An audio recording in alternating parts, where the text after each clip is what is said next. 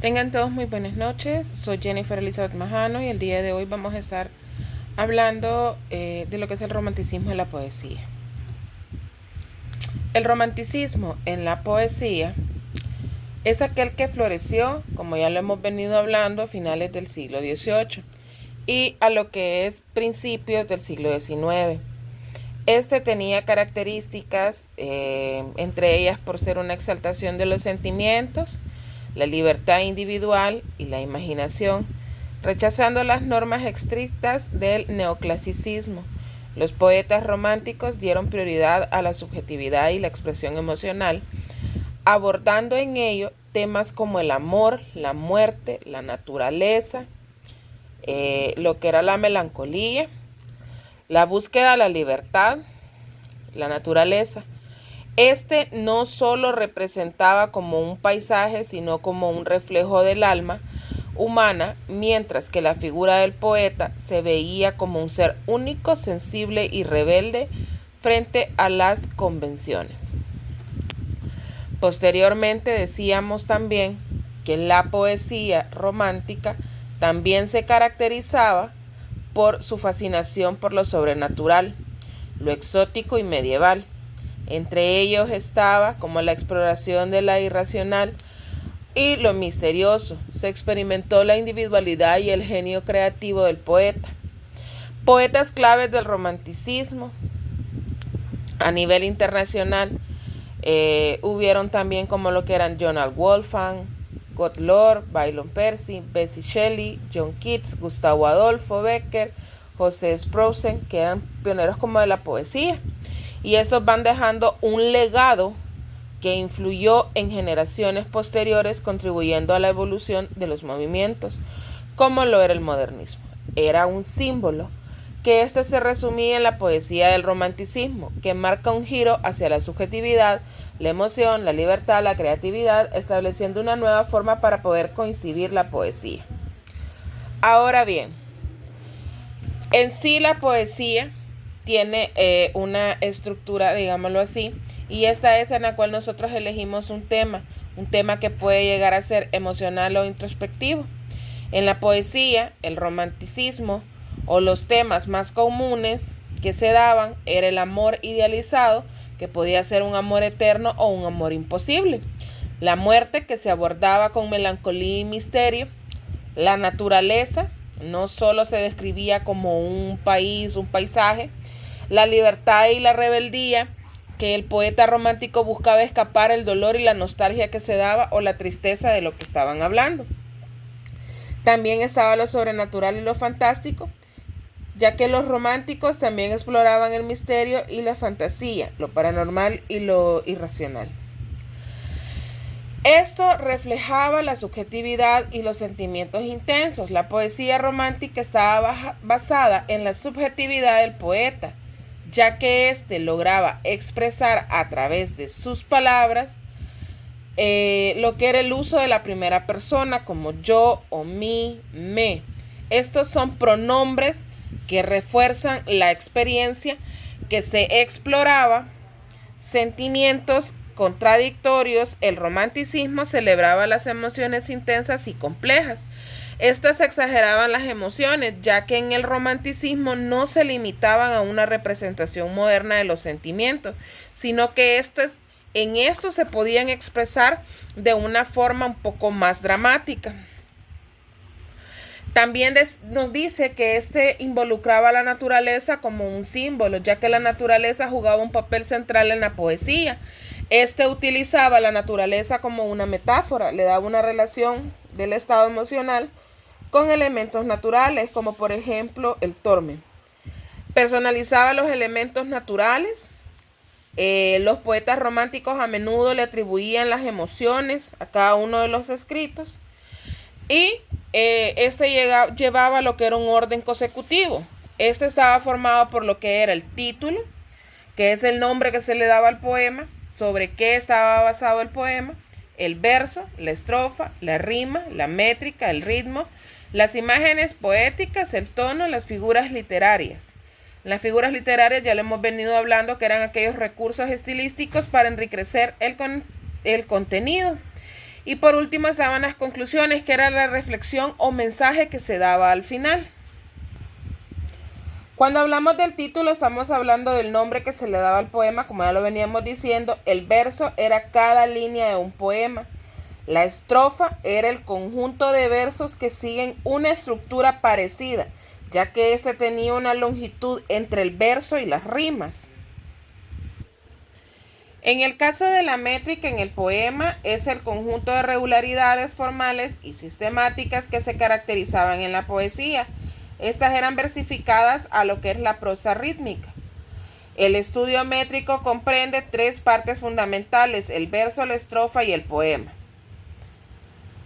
Es como una medida que se da en los versos, es decir, como el número de sílabas con el que se componen y la distribución de los acentos que tienen. La métrica es el arte de estudiar la estructura de los versos, sus clases y las combinaciones que se pueden hacer entre ellos. En el caso del ritmo, es una de las características propias de la poesía actual que se maneja. Esta tiene una forma más habitual a la distribución de los acentos en cada verso, que se concretizan según la métrica del poema. Otras formas son la repetición de ciertas palabras, la alteración de las estructuras y de las rimas. Hay como diferentes ritmos, ya que este es un rasgo básico que se puede determinar en la estructura de la poesía, bien en la sucesión planificada de sílabas largas y cortas que caracterizan a la poesía griega y latina antiguas, o al uso del acento y la métrica. Como en la poesía moderna, la rima también contribuye al efecto de la poesía. Hay diferentes como ejemplos de lo que es el ritmo, ya que este es controlado o medido de una manera sonoro-visual que se repite en un determinado intervalo de tiempo. Asimismo se dice que la palabra ritmo hace referencia a la celaridad con que se realiza o se produce una determinada acción, como por ejemplo los constructores llevan un buen ritmo de trabajo a la hora de sus poemas. De ahí tenemos lo que son las imágenes poéticas. Estas de igual manera son construcciones lingüísticas que se apelaban a los sentidos para poder crear una imagen mental que evoca una respuesta emocional y produce efectos de belleza. La imagen poética es, aparte de ser una construcción lingüística, apelaba a lo que eran los sentimientos, creaba en nosotros instantáneamente de una forma mental encauzada a crear efectos de la belleza. Como por ejemplo la palabra imagen proviene, como ya lo sabemos, del latín imago inis, que es una figura o una representación. En griego se conocía como eikon, dio origen a la palabra ícono también. ¿Qué son o en sí las imágenes de un poema? Fueron figuras retóricas que se utilizan en la literatura, especialmente en la poesía, para poder reescribir algo real a través de ciertas palabras que en su sentido literal se refieren a otras cosas. Como por ejemplo, entre ellas, cualquier parte de un poema u otra obra literaria que apela a los sentidos, como lo que son la vista, oído, gusto, olfato y tacto, de una manera crean la imagen vivida, emocionalmente resonante para los lectores. La poesía o el tono es la actitud que adopta el autor o el narrador, el personaje, con respecto a un tema. Es la emoción principal que se va reflejando en el estilo narrativo. En la literatura, el tono es sencillamente la actitud que un personaje, narrador o autor adoptan respecto a un cierto tema. En sí es la actitud, el tono con el que él va narrando con sus propias palabras las emociones principales que va reflejando el estilo del tema. Ejemplo de ellos pueden ser lo que es la vibración uniforme del aire que es percibida por el oído. Este se compara con un tono, una explosión o una vibración corta pero a la vez fuerte. Como todos sabemos, las figuras literarias son recursos que los escritores utilizan para dar expresividad, belleza o vivancia a las diferentes palabras en sus obras. Estas son formas convencionales de usar palabras que se alejan de un uso habitual gracias a las particularidades gramaticales, fónicas o semáticas que se dan. Entre las figuras literarias podemos encontrar los recursos que utilizan los escritores para poder expresar sus ideas. Estas las podemos definir como la manera de usar la palabra para dotarlas de expresividad, belleza en el propósito de emocionar, sorprender, persuadir, emocionar, a algunos casos como lo es sugerir. De igual manera, las figuras literarias pertenecen a lo que es el discurso literario, a lo que son los géneros literarios, narrativo, lírico, dramático, como lo son ensayos también, los poemas, en los cuales son elementos esenciales en el lenguaje, más específicamente las palabras, las cuales utilizan para potenciar la posibilidad expresiva que se va dando. Sin embargo, las figuras literarias no son únicamente exclusivas de la literatura, ya que en algunos casos las utilizamos de manera coloquial, es decir, ya pertenecen a estas ciertas expresiones o giros, como por ejemplo en la metáfora. En la metáfora nosotros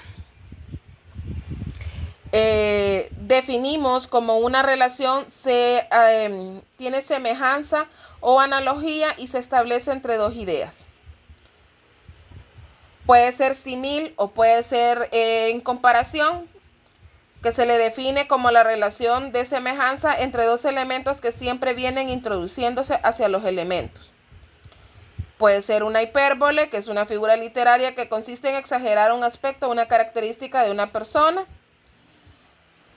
Puede ser hiperbato, que es una figura literaria que consiste en alterar el orden convencional de las palabras de una oración por razones de estilo o de expresividad. En el caso de la poesía, se altera el orden convencional para hacer ajustes en el ritmo o lo que es la rima y la métrica. La metonimia, que puede ser una figura literaria en la cual el nombre, una cosa utiliza o otra, cuyo significado resulta cercano al próximo al original, ya sea debido a la relación de causa y efecto por la parte o por el todo del autor de la obra. La paradoja, que es una figura literaria que se caracteriza por el uso de expresiones, ideas o conceptos en los cuales hay una supuesta contradicción, que es la realidad, que tiene como objetivo dar un nuevo sentido a aquello que lo habla. El oxímoron, que son las figuras literarias que consisten en la combinación de dos palabras que al juntarse cambian su significado individual para generar un significado de contradicción, ironía o incoherencia en las frases. La alegoría, que viene siendo un procedimiento retórico complejo en el cual por medio de un conjunto de asociaciones metafóricas se constituye un concepto o unas ideas, entre otras.